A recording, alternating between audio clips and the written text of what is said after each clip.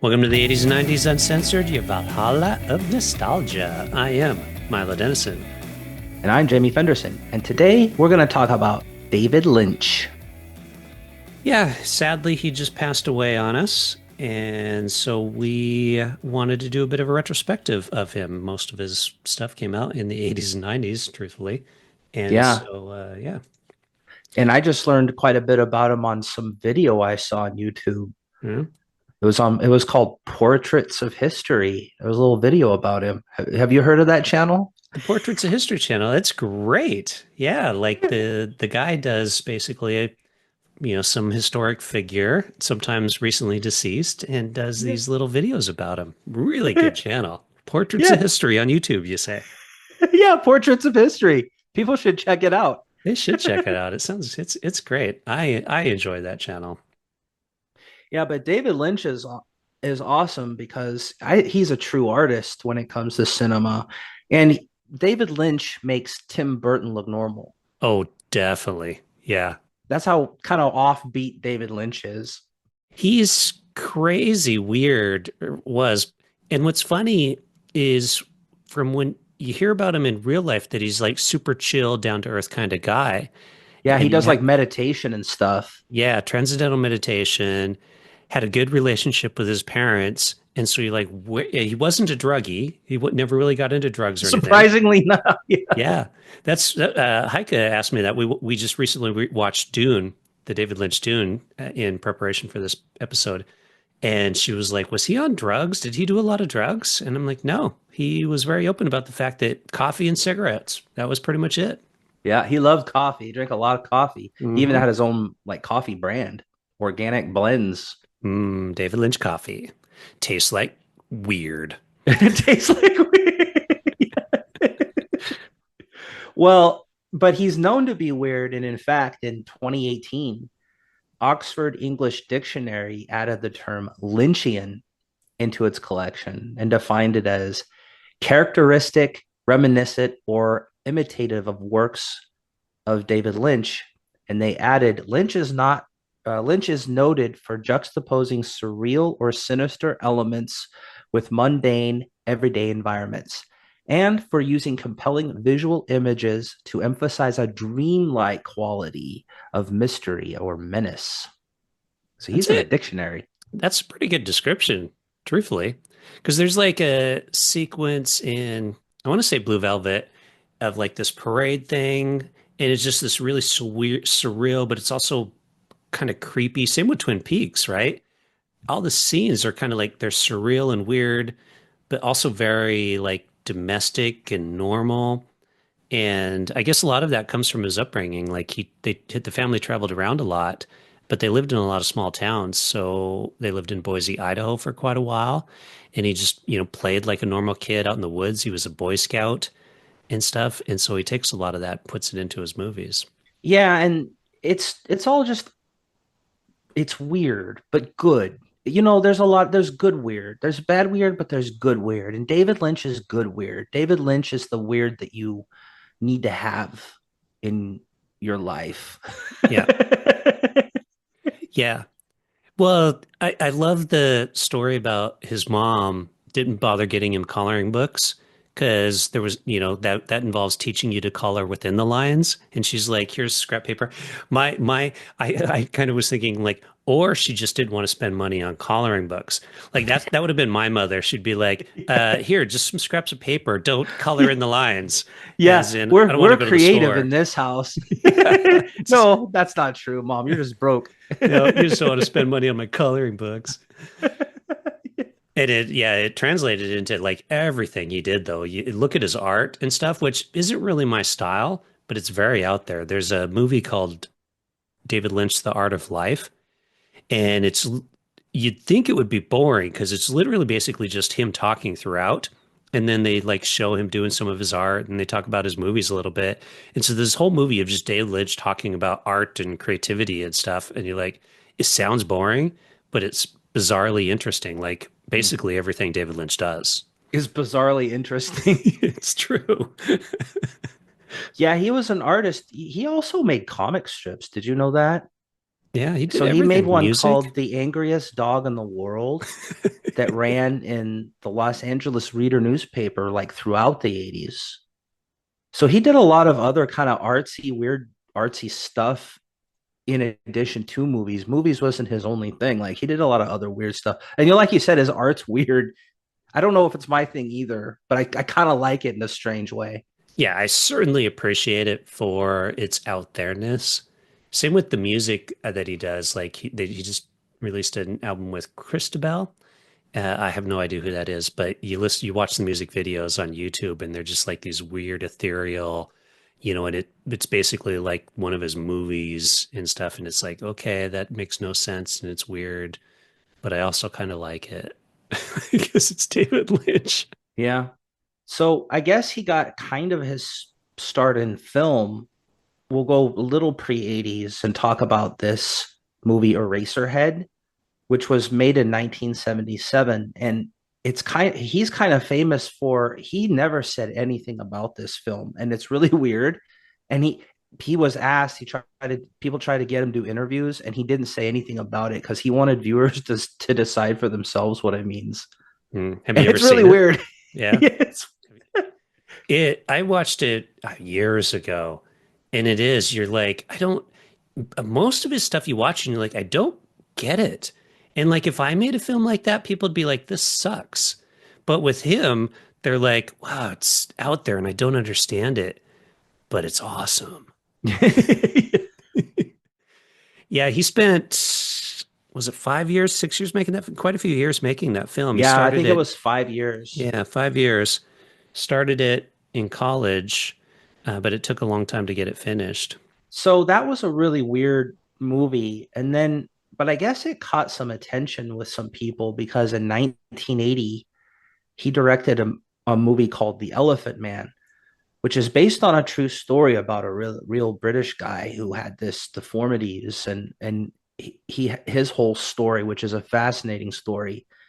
And it was well done and like had all these awards and critically acclaimed. um and it's interesting because it's this story, and it's made by like David Lynch made a movie who's weird about this kind of interesting situation with this guy with these deformities, and it worked. Have you seen The Elephant Man before? I saw it. I'd never seen it, but I remember once. I think my parents were watching it when I was a kid, and so they basically made me leave, so I didn't really get to watch it. So I remember seeing just a couple clips of it, and I do remember thinking it was creepy, but I've never actually sat down and watched it. No. Yeah, I kind of remember it from when I was a kid too. And it is, I guess, for a kid, it was kind of, I remember being pretty creeped out by it. But like my grandma was telling me about the whole story about, hey, this is a real guy. He was a real human, and in fact, he was kind of had this poet's soul and all this stuff. And so I think it's a good movie, and it's good subject matter. And because it's kind of a weird story, I guess I don't want to call it weird, but it's an interesting story. I think David Lynch was probably the best guy to make this film. Yeah. Funny enough, Mel Brooks produced that film. It's thanks to Mel Brooks. So he had a meeting with Mel Brooks, and Brooks basically had him direct The Elephant Man Hmm. and gave him basically complete control over the film as well, which is odd considering Lynch was a new director at that time doing his first major feature film. And Mel Brooks is like, I love your crazy. I love your kind of crazy. Just go for it. Yeah, well, David Lynch was really into having control of his over his action. He that was kind of his hallmark. So, did you know after George Lucas saw Eraserhead, he actually offered David Lynch the chance to direct Star Wars: The Return of the Jedi. How weird would that have been? But Lynch turned him down because he felt like it would be George Lucas's thing and not his own thing. Which makes sense. I mean, Hmm.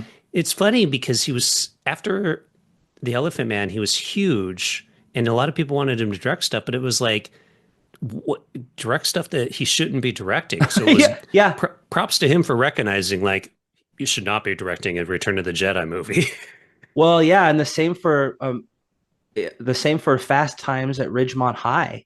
He was offered to direct that, but he said the script was funny, but it wasn't his thing. Like he had to tell people, this is not my thing. Yeah. Fast Times at Ridgemont High is not my As by thing. David Return to the Lynch. Jedi is not my thing. And I don't think these are successful movies, but I don't think he ever said he never went on record saying he regretted not directing these movies because he's right. These weren't his thing. These aren't David Lynch movies. That's not the thing. No. Instead, he chose to do Dune. Mm-hmm. Yeah. With Dino De Laurentiis. And it was a huge budgeted film, $45 million to make it. He wanted to do it because it was a weird book and he liked the challenge of it, but he didn't have control over the film. This was the only film he didn't have complete control over. And so it was a constant battle with De Laurentiis in the studio to get the film he wanted made. And so initially he turned in like a 3 hour cut or something like that. And they were like, no, it's got to be in 2 hour, whatever for the theater. And then so they cut a bunch of stuff out and they reshot scenes. And so the final film was really something nobody could agree upon. And, he was very dissatisfied and tried to kind of distance himself. And then they did a re-edit for television, a two-part television series that they then added a bunch of stuff into. And that he hated so much, he told them to remove his name from the credits. Ouch. Yeah. So you rewatched this recently. What are your thoughts on Dune, 1984's Dune? It's not as bad as I remember it being when I first saw it, but it's still not good. I it's it's got a lot. I've never read the book, but my wife has. And so when we watched it, I'm like, is this in the book? And she's like, no. And I'm like, well, and she's like, why is it so gross? Like, because it's David Lynch. And I'm like, well, okay, but, and that's it. Like the pustule guy, I guess he's kind of that way in the book, but not to the extent that is portrayed in the movie and other stuff. And I just think it's funny that Kyle MacLachlan's character's name's Paul. Like all the other, everybody has these weird sci-fi names, He's you from know? another part of the galaxy, like Yeah, thousands of years in the future, but they're still naming guys Paul. Paul. Hey, Yeah, it's Paul. Hey, how's it going, Bob? yeah, Hey, yeah, you got your spaceship? You got your intergalactic spaceship going on, Paul? Yeah, yeah, I do, Bob. yeah, yeah. What's your name? Paul. It's just so funny. Paul. Oh, Everybody that's else has Paul over there. Yeah, made up he's the sci-fi intergalactic names. prince of the galaxy, whatever. His He's the name is Messiah. Paul. I do still appreciate it though for the special effects work that was done in it. At least he tried to make a good film, but he was still kind of a young director at that point too. I mean, he was however old he was. There was this basically second major feature film after The Elephant Man, and so he probably let himself get pushed around a little bit too much and didn't stand up for what he believed. Do you know the story about Patrick Stewart when they first met when he on the set? Like, oh, I love this story. So it's in Patrick Stewart's book, his biography or autobiography. And so originally somebody else was cast in the role that Patrick Stewart played, and they had to replace him. And David Lynch had met Patrick Stewart in London at some point when he was doing a play. And Patrick Stewart had a wig on in the play. And so David Lynch came backstage, met Patrick Stewart. He still had his wig on. And so then they hire Patrick Stewart. Stewart shows up to filming in Mexico and he goes to say hi to David Lynch. And of course he's bald. And David Lynch literally like gives him the who are you look kind of thing because he was expecting the hair. And then pretty much throughout the entire production, apparently David Lynch practically ignored Patrick Stewart, just wouldn't talk to him. Like he talks about it in his book, and he's like, everybody loved working with David Lynch except for me, because throughout the entire production, he gave me no direction, didn't and nothing, practically barely ever talked to me. And it's because he wanted somebody else in that role that looked different. And even Patrick says this. He's like, if you wanted me with the hair, they could have just put a wig on me. It's a film, right? But I didn't know that that was the problem because David never said anything. Poor Patrick Stewart. He Totally. had the same kind of thing within Star Trek, where they're like, "There's no bald people in the future. We don't want Yeah. this guy." But Patrick Stewart's like the best looking bald guy ever. Like, there's a Totally. handful of bald guys who are just more beautiful bald, and he's one of them. So just accept it and love it. Yeah. It's funny. Like he's like no, I don't like that guy. He turns me off. I'm not even gonna talk to him. Yeah. Well, it's just it's so Lynchian though, too, there to Yeah, just be like awkwardly be like, I'm awkward. just Like, gonna awkwardly smoke my cigarettes and drink my coffee. yeah. I liked Dune 1984's Dune. Hmm. I don't think it's nearly as bad as all of the stuff I read about how bad it is. I actually like the movie. It's weird. It's got good special effects. I think the newer ones are better because they cut it up. It's a big book. It's Yeah, it's like two long films now because it was a big Yeah, deal. it's a So big book. What they've done with it now, I think, is better. One of the few movies, like modern movies, that I think is better. But I don't think this 1984. He disowned it, and he didn't. He considered it a failure in his career. I would disagree. If he's listening from his surreal heaven, wherever he goes when David Lynch's die, if he's listening now, I don't think this is a failure. I actually enjoy this movie, and I like it. well, it was a financial failure. Yeah, well, I still think it's a good. I still think it's a pretty good movie, and it's way better than he thinks it is, and it's better than a lot of the hate you get online, like, well, critics and stuff. I think it's entertaining, and it's something I can watch again. That's my 2 cents worth. Yeah, I'll support that. I mean, it's certainly not as bad as said to be. Mm-mm, And I don't think so at all. that people, I mean, I don't think it's a great film, but it's certainly not as bad as, yeah, everybody says it is. My favorite David Lynch film is Blue Velvet. Mm. And he got together with David De Laurentiis Again, again, even though like they had such a failure with Dune, they still got together, which is good because that actually did pretty well. yeah, yeah, made money. He got Academy Award nominations for it. And it is funny because you'd think they would just hate each other after that, but somehow they were willing to work together again. But that's when he basically started his rule of like having final cut on all of his films. So part of that deal was that if De Laurentiis is going to produce it, he needs to let David Lynch make the film he wants to make. And it paid Hmm. off because, yeah, Yeah. Academy Awards, financial success, cult classic, great film. Kyle MacLachlan again. As long as you let David Lynch do his thing and don't mess with him, he'll make awesome films. But if you mess with him, he won't, right? So like he had full control. So I guess he excluded chapter breaks in his DVD releases of his movies. Like he had full control of the DVD releases. Oh, And he said wow. you can't have chapter breaks because people need to figure out where the chapters are, if there are chapters at all. And he didn't ever record like audio commentary for his films Hmm. because he believed the films speak for themselves. So no chapter breaks, no No audio commentary. commentary He's like, because just I'm watch the David film and Lynch and it's appreciate it. weird and you watch it and That's how I I'm not going to roll. tell you what to think. You think what you think. This is my movie. It speaks for itself. You think what you want to think. And I respect that. Me too. Yeah, he's great. He, yeah, it's funny too because he also disliked the people watching movies on a phone of the modern audience and stuff, which I totally agree with. He said people think they've seen a movie, but if they've watched it on a phone, they haven't seen anything. It's sad. Can I get an amen? I totally agree with that. Can I I get an totally amen? 100% agree with that. It drives me nuts people watching stuff on their phone. Yeah, fine. Watch your TikTok videos on your phone, that kind of stuff. If you're going Yeah, to but watch a not a David movie, Lynch movie. watch a movie in the cinema, if not the cinema, at least on a TV screen. Come on, Hmm. people. Especially a David Lynch film, which is just Yeah. out there and you got to watch it to appreciate it. So you're a fan of Twin Peaks.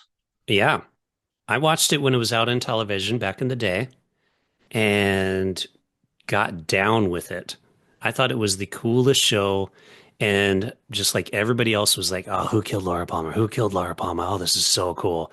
And of course, we're from the Pacific Northwest. So that cafe that they have all the pie and coffee in, that is a real place. That's The, in North Bend, 15 minutes down the road from my house. Yeah. yep, yep. Snoqualmie Falls is right there. So you can actually go see the falls, the hotel. But if anyone's listening and they want to go, the interior of the hotel is different. So don't be Hmm. expecting to see the same interior. It's just the exterior they used. It's a nice Yeah. place though. I've stayed there before. Oh, have you? I've never stayed there. Huh. Hmm. Fancy. You must be rich. No, I was just spending like post-divorce money on a crazy girlfriend. That's one of the spots we went. You're like, Yeah, that's cut what that you part do out when you though. get divorced. Do you want me to cut that out? I can cut it out if you want. No, keep it Oh, there. all right. I don't care. Yeah, would you? People know me. People know me by now. Yeah. And I do agree with the criticism that it did go downhill for the second season because once you knew who the killer was, it just got out there and it was like, what the frick? Um, and then same with the third season that they released a few years ago. Didn't much care for that either, but it's still Twin Peaks and I still liked it. The movie was great. Um, yeah. What'd you think? Did you watch it back when it was on TV? I I didn't, Hmm. which is weird. Um, but I don't think I've ever watched it. But this has prompted me to actually get a hold of it and to watch it, and I'm going to. And Oh, I feel wow. bad that I never watched it, and I've heard a lot about it, and I'm from the area it was filmed, but I haven't. But I'm going to. Oh yeah. I remember like businesses were doing things like they had games, like the Who Hmm. Killed Laura Palmer game and stuff associated with the business. I don't remember if it like I doubt it was McDonald's. That seems out of character, but maybe. No, you never know. Yeah. But there were places that did stuff like that, like, get the game board and figure out who killed Laura Palmer, that kind of stuff. Yeah, but I remember Twin Peaks was pretty big back then. For some reason I didn't get into it, but I want to because I heard it's good and I heard it's kind of weird, and I think I need to watch this. Yeah. The girl that played Laura Palmer, she was just hired. She was from the Northwest and she was hired more or less just to be the pitcher, right? The Laura Palmer Mm. pitcher. She wasn't hired to be an actress in the series. And then they did a bit where they had some like home video style footage of the Laura Palmer character and one of the other characters just kind of silently, doing stuff silent film style.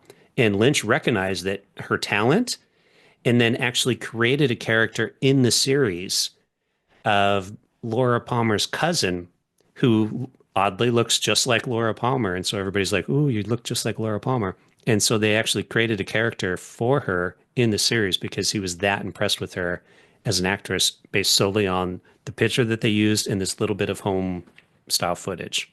And he created it. Wow. So he kind of like recognizes talent, like Mm-hmm. one of those genius level weird dudes who just recognize the talent when he sees it. See, that's what you need, Milo. You need a David Lynch in your life. You need to be on one of your sets is doing your kind I of extra stuff, and someone like David Lynch comes, they're like, look at this guy. I know he's acting like a pirate, but he's got more in him. So- I know that guy. I worked with this guy in Dublin, and he is that guy. And I remember having a conversation with somebody, and I was like, he's either like batshit crazy or he's a genius. He's like David Lynch or just fucking weirdo. well, Um, and I honestly, I think if he had the connections and the money to make films, he mhm. would be a David Lynchian kind of stuff. Like he did this thing with just these weird characters and these masks and just genius stuff. Very talented artist as well. Like he Yeah, drew them and created them all. Yeah, very much the same. yeah. Well, and that's why I think the the world's gonna miss David Lynch because movies nowadays they're just these giant kind of cookie cutter blockbustery. It's all very beige. And David Lynch was the not beige. He wasn't quite neon or anything. He was more like he was offbeat. And I think being as offbeat as he was is people don't take those risks anymore. I don't know if there's a David Lynch out there anymore who is kind of weird and takes weird risks like he did and has a weird vision. Um, and I that's why I think the world's gonna miss David Lynch. I'm gonna miss David Lynch. The world needs more weird, visionary, artsy guys like him, Yeah, I agree. and Hollywood needs to embrace more Hollywood artsy guys like him. Well, that's why he stopped making films. Yeah, Basically, his last film was in the Inland Empire in 2006, and he said he's like Hollywood doesn't want to make the films I want to make. They want to make these, action films and and superhero films and all that surprisingly, crap. it's about 2006 when movies started gradually sucking more and more and more. Yeah, because they So there's a wouldn't little let clue David for Lynch you. make a film.